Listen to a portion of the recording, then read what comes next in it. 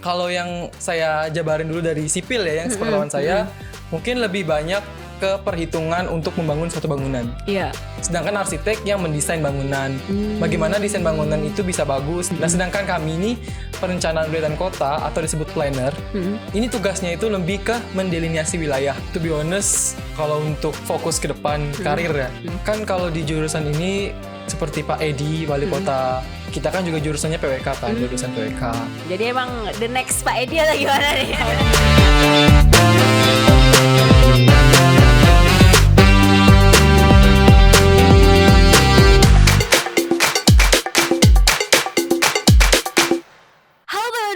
Kembali lagi bersama aku, Maria Aprilin, di Biru Bincang Seru. Karena hanya di Biru dimana aku, kamu, dan kita akan bahas topik kekinian dengan berbagai sudut pandang dengan cara yang seru. Nah, teman-teman edukasi, setelah sekian lama nih, akhirnya kita podcast kembali. Dan kali ini kita akan kepoin jurusan atau keju. Segmen kali ini akan menarik karena kita bersama salah satu bintang tamu spesial nih teman-teman. Bukan hanya tentang jurusannya yang spesial, tapi juga tentang prestasinya yang spesial. Ini dia Arif. Hai. Halo teman-teman. Oke, sebelum kita mulai ngobrol banyak nih Rif, boleh kenalin dulu di sama teman-teman edukasi di rumah. Assalamualaikum warahmatullahi wabarakatuh. Halo semuanya. Jadi perkenalkan, nama saya Arif Fadila dan saya saat ini sedang berkuliah, mahasiswa semester 6. Oke, Arif Fadila nih teman-teman. Jadi kita santai aja ya ngobrolnya kali ini ya Arif ya. Jadi Rif, kalau misalkan boleh tahu tuh kan, kamu tadi kuliah semester 6. Dan kalau boleh tahu tadi jurusannya itu apa? Di Universitas Tanjung Pura, boleh dikasih tahu sama teman-teman semua? Oke, jadi lebih lengkapnya saya sekarang berkuliah di jurusan Perencanaan Wilayah dan Kota, Fakultas Teknik Universitas Tanjung Pura. Oke, perencanaan dan kota ya teman-teman ya, Fakultas Teknik. Mungkin kan kalau misalkan teman-teman dengar anak teknik tuh seram-seram, nah tapi tidak semuanya yang seram. Seperti Arif ini kayaknya friendly gitu ya teman ya, nggak gondrong dan sebagainya gitu ya. Rif, kenapa jurusan itu gitu? What makes you kayak lebih tertarik atau lebih suka gitu? Kenapa perencanaan dan kota? So the reason why I choose this prodi ya, atau jurusan di Fakultas Teknik, karena memang saya kan yang pertama dari anak IPA ya. Tentu saya lebih suka materi yang eksak ketimbang teori. Namun di jurusan ini pada dasarnya kita juga ada teori, juga belajar sosialnya. Karena kan saya juga sering kegiatan sosial kan, ikut kayak event-event yang sifatnya mungkin membantu orang lain. Nah itu di sini kan banyak perencanaan wilayah dan kota kan, tentu banyak aspek yang dilihat gitu untuk membangun suatu wilayah atau memperbaiki dan juga merevisi lah ibaratnya tatanan-tatanan kota yang pada dasarnya kan pasti butuh banyak responden kan. Jadi saya benar-benar tertarik sih dengan hal itu karena berhubungan juga dengan masyarakat, lingkungan dan ya tata bangunan lah. Iya. Perencanaan dan kota. Kalau misalkan tadi udah di-mention sedikit ya. Kan tadi kan ketertarikannya tuh karena ini gabungan merupakan eksak dan juga kegiatan sosial yang kamu cintai gitu kan. Tapi secara lebih detail gitu ya, kalau misalkan kita dengar jurusannya perencanaan tata kota gitu, itu tuh mempelajari apa sih Rif? Apakah sama kayak arsitek dan bedanya sama jurusan arsitektur atau yang lainnya tuh apa? Yang membedakannya kan banyak sekali mungkin teman-teman yang berpikiran sipil, arsitek, dan PWK ini kan disebut PWK ya, perencanaan wilayah dan kota. Ini hampir mirip gitu. Padahal totally different. Oh gitu. Bedanya apa tuh? Kalau yang saya jabarin dulu dari sipil ya, yang sepengetahuan saya, mungkin lebih banyak ke perhitungan untuk membangun suatu bangunan. Supaya bangunan itu kokoh dan tidak roboh kan. Nah itu mungkin tugasnya sipil. Sedangkan arsitek yang mendesain bangunan. Bagaimana desain bangunan itu bisa bagus dan tatanan seperti apa sih yang membuat lebih kokoh atau desain lebih ke desain gitu. Nah sedangkan kami ini perencanaan wilayah dan kota atau disebut planner. Ini tugasnya itu lebih ke mendelineasi wilayah. Jadi sebelum membangun, sebelum memiliki misalnya ada project untuk membangun BTN dan sebagainya, kita nih yang bertugas untuk mencari wilayah mana sih yang cocok gitu. Mencari tempat atau mungkin dalam hal lain kita sebagai yang awal gitu. Karena kita untuk outputnya itu banyak membuat peta. Misalnya peta sawah gitu ya, ibaratnya peta untuk wilayah misalnya Kecamatan Toho. Nah, ini kita nih tugasnya di PWK membuat peta dasarnya atau peta perencanaan pembangunan seperti apa dan lainnya. Jadi nantinya outputnya itu misalnya untuk membangun dan lain bisa kerjasama gitu. Jadi collab lah 3 jurusan itu. 3 jurusan itu ya. Jadi iya. pemetaannya tuh di kalian, terus nanti untuk bangunannya sendiri di bagian arsitek, nanti untuk yang ngelakuinnya anak sipil Nah, gitu ya. iya. Jadi jadi memang bener sih, pasti ada perbedaannya. Apalagi kan kalau misalkan jurusan kamu pasti lebih general kan. Iya. Maksudnya ngelihatnya tuh lebih luas gitu, aspeknya lebih luas.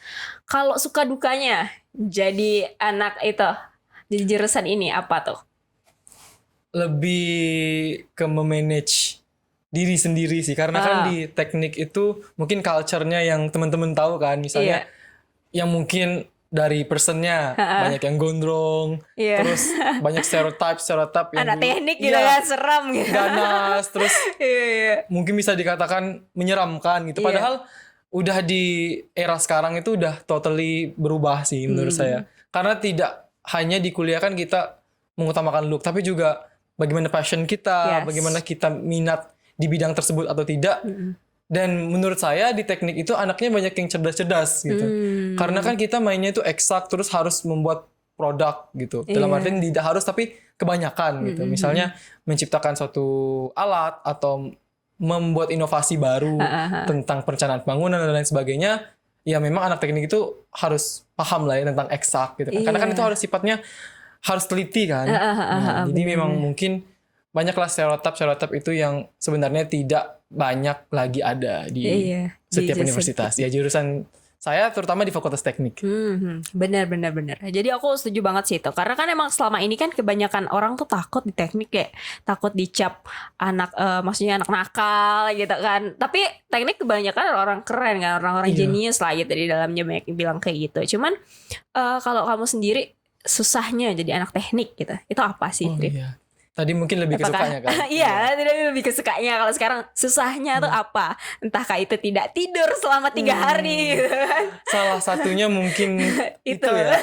Karena tugasnya yang ada satu mata kuliah yang lebih dari 3 SKS, ada 4 gitu kan, ada 5. Bahkan di arsitektur saya dengar-dengar itu ada yang 10 SKS satu mata kuliah. Jadi memang banyak kan dan lama. Dan tugas-tugasnya itu tugas besar ya, terutama kan pakai, kita harus survei, kita harus ada wilayah yang diteliti, yang harus ditelaah dengan baik. Ya itu mungkin seperti yang nanti insya Allah saya akan ikuti kan, namanya itu, kami kalau di PWK itu studio, ada studio tapak, ada studio perencanaan wilayah dan studio perencanaan kota. Nah kebetulan itu nanti ini kami akan ke Sanggau kan, tepatnya mungkin di daerah-daerah perbatasan, dan itu kita harus menginap, kita harus survei, mungkin untuk menyusun datanya kan, surveinya kita harus keliling setiap kecamatan kan, kalau mau membuat peta Sanggau, jadi kita harus keliling Sanggau. Keliling ya, di drone. Ya itu, dan memang kita harus ke desa-desa lagi kan, jadi tiap kecamatan mungkin kalau langkah baiknya kan bisa berinisiasi dan juga nego lah ya sama kepala camat, pak camatnya kan. Tapi untuk meyakinkan lagi data kan pasti kita harus survei ke desa-desa. Nah itu kadang dukanya itu mungkin lebih ke memanage diri, bagaimana bisa untuk waktu ini bisa harus tepat gitu. Pengerjaannya belum lagi deadline. Makanya kebanyakan kurang tidur itu mungkin supaya ngejar deadline sih. Iya. Emang kehidupan tuh kan unpredictable ya. Maksudnya tuh kayak dengan kayak gitu, apalagi kita berhubungan sama masyarakat yang nggak tahu nih kayak gimana keadaannya dan bagaimana dan seperti apa kan. Terus dengan tadi kerjaannya tuh harus yang kayak benar-benar detail, harus yang benar-benar tepat waktu dan sebagainya, itu nggak mudah. Benar, manajemen, salah satu manajemen diri dan memanajemen orang tuh jadi hal utama lah ya juga untuk teknik. Karena kan selama ini kan orang mikirnya kayak as long as kamu bisa eksak, as long as kamu hitungnya bagus sih, kamu ya bisa jadi anak teknik. Tapi ternyata benar, manajemen waktu tuh penting banget karena tugasnya aduhai ya. Masya Allah lah. Masya Allah. Jadi emang itu teman-teman edukasi. Jadi kalau misalkan kalian nih tertarik di jurusan apalagi tata bangun kota, itu tuh kalian harus benar-benar mempersiapkan diri dengan baik tuh, terutama untuk manajemen diri. Kayaknya semua jurusan juga perlu itu sih sebenarnya ya, Rif. Tergantung passion lagi kan. Tergantung passion lagi, bener banget. awalnya kamu pilih jurusan ini tuh awalnya tuh dari diri sendiri atau orang tua atau iseng aja sih sebenarnya? Dari diri sendiri kebetulan. Gitu. Pilihan pertama kan waktu itu SNMPTN, jadi memang pilih PWK. Oh. Cuman karena waktu itu nggak dapat izin, saya kan pengennya tuh kuliah di luar kan sebenarnya. Karena mungkin orang tua itu mungkin punya feeling kalau mungkin di sini bakalan lebih bagus gitu kali ya. Jadi ya saya ikuti aja lah kata orang tua. Yang penting jurusannya kan yang saya sukai gitu. Iya benar. Senam PTN berarti anak senam PTN nggak pakai tes gitu kan. Nah, itu juga motivasi sih untuk teman-teman edukasi di luar sana gitu. Apakah dulu tuh emang udah jadi emang sempat nge-research atau gimana nih jurusan ini dulu? Tapi waktu itu mungkin agak sedikit telat ya karena baru tahu dunia perkuliahan kayak seperti itu, ada SNMPTN, ada SBM, itu baru tahu pas kelas 3 kan. Jadi risetnya mungkin sedikit telat, cuman alhamdulillahnya itu pas lah ketemu, karena kan saya juga tidak mau yang terlalu fokus ke perhitungan. Kebetulan PWK ini alhamdulillah perhitungannya itu senada dengan sosialnya kan. Jadi alhamdulillahnya, dan kebetulan waktu itu saya juga di SMA itu sering ikut OSN geografi. Jadi kan juga ada pemetaan kan. Ya udahlah kata saya. Alhamdulillah, dulu kan waktu itu saya sempat agak bingung SMA tuh saya banyak ikut lomba yang kayak IPS gitu kan. Iya. Kayak lomba sejarah terus. Aduh, OSN-nya geografi iya, geografi. MTK juga, cuman MTK-nya itu pas semester 2 kan. Iya. Justru geografi semester 1 dan kebetulan cocok nih PWK yang fokusnya di anak IPA tapi ada pemetaannya, sosialnya. Jadi alhamdulillah ya udah saya pilih pilihan pertama untuk PWK, kedua saya baru ambil sivil. Oke, PWK. Iya ya, aku to be honest baru tahu detailnya tuh dari kamu. Maksudnya kayak banyak hal yang ternyata ada ya gitu jurusan ini gitu kan. Tapi bener, goals kamu ke depannya tuh apa sih? Dan seberapa kamu ngelihat jurusan ini tuh nanti menjanjikan gitu untuk di dunia kerja kalau boleh tahu? To be honest, kalau untuk fokus ke depan karir ya. Kan kalau di jurusan ini seperti Pak Edi, wali kota, kita kan juga jurusannya PWK kan, lulusan PWK. Terus banyak dari konsultan, juga mungkin bisnis properti itu saya sedikit suka sih. Maksudnya saya lebih suka tuh kayak dunia entrepreneurship sama bisnis kan. Jadi mungkin menurut saya PWK juga bisa jadi batu loncatan ke depannya. Setuju. Keren. Jadi emang the next Pak Edi atau gimana nih? Amin ya Allah. Itu lucu ya. Tahu kan ya Kak? Iya benar. Dan kamu udah, maksudnya kan setidaknya kamu udah yakin dulu nih sama apa yang kamu lakukan dan serius sama itu. Yakinlah hasilnya tidak akan mengkhianati usaha gitu. Nah terus ngomong-ngomong nih Rip, kalau misalkan tadi kamu ceritain jurusannya udah pasti ribet banget. Terus udah banyak sekali waktu yang pasti kemakan gitu kan. Tapi kamu masih bisa berprestasi nih kayak gini nih. Pastinya tuh bisa ikut Mr. Teen Indonesia dan first runner up lagi gitu. Apa sih yang bikin kamu tuh bisa tetap punya banyak aktivitas tapi juga tetap berkualitas gitu?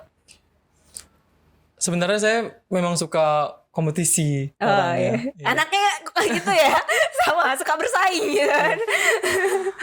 Lebih kalau misalnya ikut kompetisi kita tahu gitu ability kita tuh sampai mana sih gitu, kapasitas kita. Iya, setuju banget. Dan menurut saya juga dari kegiatan lomba itu bisa nambah relasi.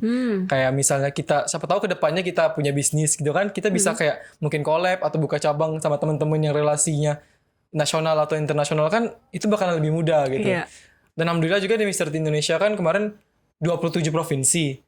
Kebetulan itu yang 7 provinsinya itu sebenarnya ada, cuman karena satu dan hal nggak bisa ikut gitu. Dan menurut saya Mr. Teen ini menghubungkan anak-anak Indonesia lah. Maksudnya kita yang punya ide, inovasi, punya gebrakan baru itu bisa collab gitu. Karena kan memang kita di bawah naungan Kementerian Pendidikan kan. Kebetulan memang di bawah naungan kementerian, alhamdulillahnya itu segala aspek yang mungkin kita pengen gencarkan atau kita punya campaign itu kalau masih senada sama The Platinum Skill itu kayak lembaga non dari kementerian gitu. Jadi masih bisa untuk kita gencarkan campaign yang mau kita sebarluaskan kayak gitu. Kebetulan saya juga fokus kan di campaign lingkungan dan pendidikan. Jadi menurut saya itu sih alasan saya juga salah satunya ingin ikut Mr. Teen. Iya, itu bagus sih. Jadi memang meskipun ya kita udah punya kesibukan A sampai Z sekalipun, jangan sampai ilangin jiwa kompetitifnya kita, ya nggak sih? Karena kalau misalkan dengan kita berani keluar, dengan kita berani cari zona tidak nyaman itu, justru kamu dapatin sesuatu yang lebih banyak kan. Ternyata punya relasi baru, punya teman-teman baru, ya mungkin yang dikorbankan justru waktu tidurnya lagi gitu kan, atau mungkin waktu nongkrong sama teman-teman gitu. Tapi ya gitu ya, berarti Mr. Teen ini sendiri, kita ngomongin tentang Mr. Teen nih. Sebenarnya apa sih kegiatan yang dilakukan sama Mr. Teen Indonesia itu? Maksudnya kayak gaungan apa yang dibawa gitu, dan tujuannya tuh seperti apa? Untuk Mr. Teen Indonesia, karena ini udah yang ketujuh kalinya ya. Oh, ini ketujuh kali berarti ya. Memang fokusnya pada awalnya itu ke pendidikan dan sosial. Namun alhamdulillahnya di tahun yang ke sekarang itu juga ada bekerja sama dengan Badan Pendidikan Sosial dan juga ditambah dengan lingkungan sekarang. Ya, jadi memang fokusnya itu sekarang udah nambah. Pendidikan, sosial, dan lingkungan. Dan memang untuk lembaganya sendiri itu kami memang langsung bekerja sama sama lembaga-lembaga pemerintahan yang memang berfokus ke arah sana gitu. Misalnya kan dari pendidikan itu kita dari Kementerian Pendidikan kan, di bawah naungan Department of Skill. Jadi ini salah satu lembaga yang terikat lah sama Kementerian Pendidikan. Nah, untuk sosialnya itu memang kegiatan-kegiatan yang sifatnya membantu orang lain kayak gitu. Misalnya donasi atau pemberian beasiswa kepada mereka yang kurang mampu gitu. Dan untuk yang dari lingkungan ini alhamdulillah kemarin itu ada dari Adupi. Itu sifatnya itu fokus ke daur ulang sampah plastik kan. Jadi memang kami fokusnya di 3 itu. 3 hal itu ya, itu keren sih Rip. Jadi kayak benar-benar semuanya itu mencangkup hal-hal yang berkaitan sama SDGs kalau sekarang kan, sama kegiatan yang berkesinambungan ke depannya yang akan juga bawa kegiatan positif gitu untuk Indonesia terutama. Ada nggak sih yang bikin kamu tuh beda gitu ketika sekarang udah dapat nominasi, udah predikat sebagai seorang Mr. Teen Indonesia gitu? Ada nggak satu beban atau hal yang bikin kamu tuh kayak oke, Rif, aku pokoknya dari sekarang nggak boleh kayak gini-gini lagi, atau aku harus ngelakuin ini gitu? Untuk yang memang merubah sih mungkin lebih baik untuk secara merawat diri ya gitu. Karena kan udah dilihat ya sorotannya udah banyak gitu ya. Karena memang waktu itu di Ayom Pageant kan sempat sedikit shock gitu waktu tahu ternyata kita harus memang prepare se-well mungkin gitu. Jadi memang dari head to toe tuh memang harus perfect. Bukan perfect tapi lebih diperhatiin ke it's look better gitu dari yang sebelumnya gitu kan. Kalau memang perfect sih semua manusia saya rasa nggak ada yang perfect kan. Ya, cuman kita harus bagaimana caranya supaya terlihat lebih baik. Karena kan memang harus diakui kalau di pageant itu kan selain kecerdasan dan wawasan, mungkin dari segi look juga kan, karena kita harus bisa membawa brand yang kita bawa gitu. Misalnya kayak ini kan Department of Skill. Jadi look kita sebagaimana kita anak yang berpendidikan gitu. Anak yang memiliki visi dan sesuai lah dengan jalan dan misi yang dibawa dari Mr. Teen. Itu setuju banget sih. Karena dulu aku juga, maksudnya aku beberapa kali ke pageant juga kan. Maksudnya aku suka banget, dan ini yang mungkin harus diedukasi sama teman-teman semua. Kalau nggak semua hal yang berkaitan sama pageant, apalagi bidang pendidikan, yang penting mah pintar aja gitu kan. Karena nggak gitu. Karena memang apa yang jadi tampilan luar itu merepresentasikan diri kita gitu kan. Kayak Deddy Corbuzier suka bilang, ini aku suka pernyataannya, kayak memang kita nggak boleh ngejudge buku tuh dari covernya, tapi cover itu kelihatan gitu. Jadi mau kamu suka nggak suka, kamu akan selalu dijudge dari tampilan luar kamu, meskipun kita memang nggak sempurna. Istilahnya kan nggak ada standar kesempurnaan juga, ya nggak sih Rif, setuju nggak sih? Tapi lewat diri kita mungkin kita bisa merepresentasikan seterbaiknya kita gitu loh. Jadi emang harus ngerawat diri, harus memperhatikan hal-hal detail yang mungkin orang lain tuh kesampingkan gitu. Iya, benar. Setuju sih itu. Ibaratnya be the best version of yourself lah kan. Karena kan setiap orang itu otentik. Iya. Even yang gembar juga mereka pasti memiliki perbedaan. Bener. Jadi itu tadi ya yang ngubah Arif tuh, yang kebanyakan justru yang kayak gimana cara ngerawat diri. Sekarang apa-apa lebih diperhatiin gitu. Lebih ke merawatnya itu mungkin bukan hanya dari fisik ya. Mungkin dari wawasan juga yang dulunya mungkin kurang di pengetahuan ini tuh jadi nambah lagi gitu kan. Kayak sustainable development goals kan. Jadi di 17 poin itu kan penjabarannya kan banyak. Jadi berarti harus belajar lagi nih. Apalagi alhamdulillahnya itu nanti bakalan ada kayak kontrak gitu kan sama salah satu bagian dari UNICEF gitu. Dan bakalan jadi salah satu mungkin bisa dikatakan penggencar program dari mereka. Volunteernya mereka ya. Memang ditunjukkan untuk dari Mr. Teen kan memang di bawah naungan kementerian, apalagi anak muda gitu. Dan insya Allah itu mungkin salah satu PR juga untuk saya, harus tahu banyak nih gitu kan. Kayak belajar banyak tentang pendidikan lah, khususnya isu-isu baik di daerah, nasional, even di internasional. Itu keren sih. Kalau sampai dilirik sama UN tuh udah keren sih, apalagi jadi badannya mereka. Kalau untuk teman-teman nih Rif, yang mungkin pengen menjajaki ya, pengen sama kayak Arif, itu gimana sih caranya untuk gabung Mr. Teen gitu?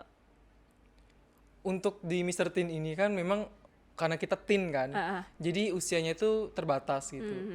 Mulai dari 16 sampai ke 20 gitu. Jadi 16 tahun sampai 20 tahun. Cuman kalau karena kita teen, jadi memang disiapkan sejak awal karena kan apalagi yang backgroundnya sekolah gitu. Pasti harus bisa manage waktu, mana untuk latihan. Apalagi kita kan basicnya itu kayak pageant gitu kan. Jadi memang ada beberapa hal yang ibaratnya seperti kayak catwalk gitu. Terus ada sesi photoshoot dan sebagainya juga harus latihan gitu. Karena kan memang yang tadi katakan kan kayak cover itu merepresentasikan, karena ini visinya ke pendidikan, sosial dan lingkungan. Nah, representasikanlah kayak seperti apa sih generasi yang peduli dengan 3 hal itu. Setuju. Jadi menarik ya teman-teman ya. Kalau aku jadi kalian sih langsung gabung gitu. Harus sih. Keren. Apalagi nanti kemungkinan ada Mr. Teen Kalbar kan.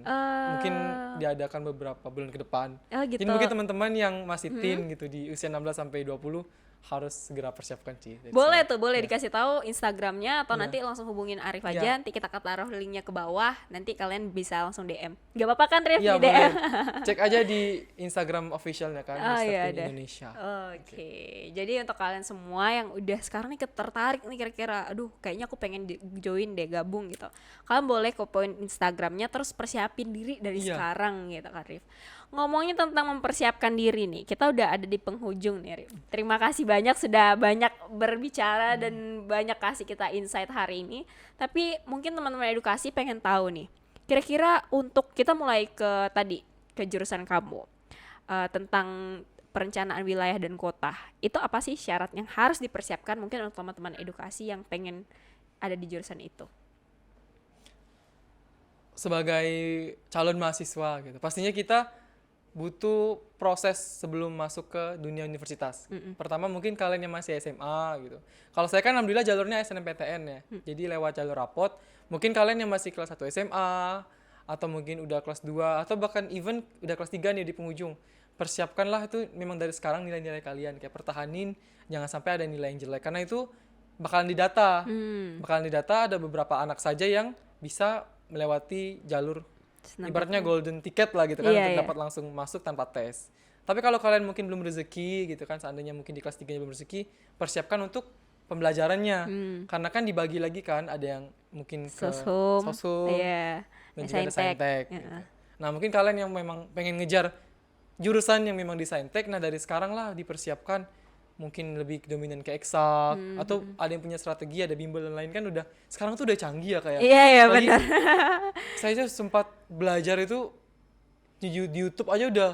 Iya, udah lengkap banget kan, iya. benar. Apalagi banyak dari aplikasi kayak Twitter, Line itu kan banyak sekali ilmu-ilmu yang kita dapat gratis. Gitu. Iya. Kalau memang udah niat tuh, insya Allah bakalan dapat kok kalian. Setuju. Wah Arif, berarti benar ya teman-teman, kalau misalkan jurusan ini sendiri, jurusan apapun sih kayaknya ya Arif ya, benar-benar harus dipersiapkan dengan baik gitu. Salah satunya adalah jangan malas, stay curious gitu kan, cari tahu ini apa ya jurusannya, ini nanti belajar apa ya. Dan sekarang sumbernya tuh udah di mana-mana, tinggal gimana kita memanage diri kita buat mau belajar untuk hal itu ya kan Rif. Nah untuk Mr. Teen sendiri, apa nih pesannya supaya mereka mempersiapkan diri, apa yang kira-kira harus diperhatikan gitu?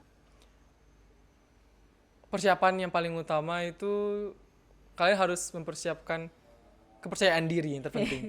Karena setiap calon peserta itu pasti berbeda-beda kan. Even saya aja backgroundnya itu anak PWK gitu ya. Terus juga saya fokusnya memang kayak ke eco socialpreneur kan. Jadi saya memang fokus usaha di bidang lingkungan dan juga fokusnya itu ke pemberdayaan bagaimana caranya sosial juga terkait gitu. Jadi alhamdulillah saya ada bisnis kayak jual namanya itu biochar. Biochar fermentasi dan juga polybag organik. Jadi memang saya itu produk-produknya organik gitu kayak memang menggunakan atau meminimalisir lah penggunaan plastik gitu. Jadi alhamdulillah itu mungkin yang kemarin membuat di Mr. Teen saya ada nilai jualnya gitu kan. Maksudnya saya selain itu juga fokus di pendidikan. Memang dari dulu tuh saya punya ada yang namanya foundation, itu saya buat namanya kelas literasi budaya. Jadi itu memang saya mengajar free gitu ya ke sekolah-sekolah itu tentang kebudayaan yang ada di Kalbar gitu. Tapi lewat bentuknya itu bukan teori melainkan mungkin bisa tarian, bercerita dan lain sebagainya. Karena kan banyak ya metode baru yang bisa kita terapkan untuk memberikan ilmu gitu, terutama di bidang budaya kan. Jangan sampai budaya kita tuh sekarang luntur gitu, karena kan banyak nih generasi yang udah termakan dengan era globalisasi, udah modern, mungkin untuk pakai baju batik, baju yang ada unsur etniknya aja banyak yang udah malu gitu. Jadi sekarang mungkin lebih ke fokus bidang apa yang kalian pengen tekuni. Kayak di Mr. Teen ada 3 kan, ada pendidikan, sosial, sama lingkungan. Mungkin bisa kalian satu fokusin, yang duanya cukup.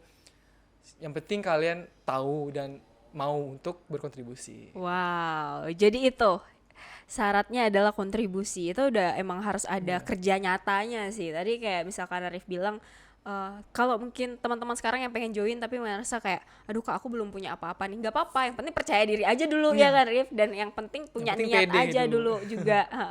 Bener, jadi kayak segala sesuatu tuh pasti ada jalannya, udah Tuhan rencanakan gitu, asalkan kita rajin dan kita benar-benar tekun dan niatnya tulus.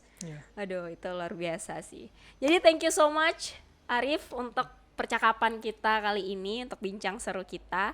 Tapi kita biasanya tuh di akhir segmen tuh selalu ada namanya pesan biru nih Rif. Nah jadi pesan biru tuh adalah statement terakhir yang kita pengen sampaikan sama teman-teman edukasi semua. Oke, karena kamu bintang tamu jadi aku dulu kali ya statementnya. Jadi kalau dari aku nih, yang aku tangkap dari Arif tuh tadi, Arif nih orangnya nothing tulus ya kelihatannya ya. Hal tersebut yang bisa dipelajarin dan diambil sama teman-teman semua gitu. Jadi memang ketika kamu tuh perasaannya tuh udah baik, kamu udah ikhlas ngejalanin segala sesuatu, percayalah kalau jalan-jalan tuh akan selalu terbuka lebar untuk kamu gitu. Arif tuh terlihat beruntung tapi sebenarnya dia juga berusaha gitu. Ada hal-hal yang dilakuin mungkin tidak dilakukan sama orang-orang lain karena dia pengen dia meraih extra mile-nya itu supaya dia bisa tetap ambil semua yang dia pengen punya gitu. Jadi kayak ya untuk kalian semua, kalau kalian pengen capai sesuatu, ingatlah kalau ada harga yang harus kalian bayar. Jadi tetap konsisten sama apa yang kalian lakukan dan ingat harus tetap ikhlas sama apa yang kalian jalani. Oke, kalau dari Arif apa? Mungkin pesan yang ingin saya sampaikan, apapun yang kalian lakukan itu libatkan Tuhan. Karena saya percaya sebaik-baiknya perencana itu adalah rencana dari Tuhan, dari Allah Subhanahu wa taala. Memang saya apapun yang ingin saya lakukan selalu saya tanyakan dulu ke Tuhan. Kalau memang ini rezeki saya, kalau jalan saya permudahkanlah. Tapi kalau misalnya ini justru akan memperburuk saya di masa depan, tolong jauhkanlah. Jadi apapun yang saya lakukan, saya tetap berusaha. Karena namanya manusia kan harus memberikan yang terbaik, be the best version of myself, dan juga selalu all out lah ibaratnya. Tapi tetap saya serahkan yang terakhir ke Tuhan. Karena memang saya percaya sudah diatur sih semua jalan hidup saya gitu. Jadi saya serahkan sisanya setelah saya berusaha semaksimal yang saya bisa. Wow, luar biasa.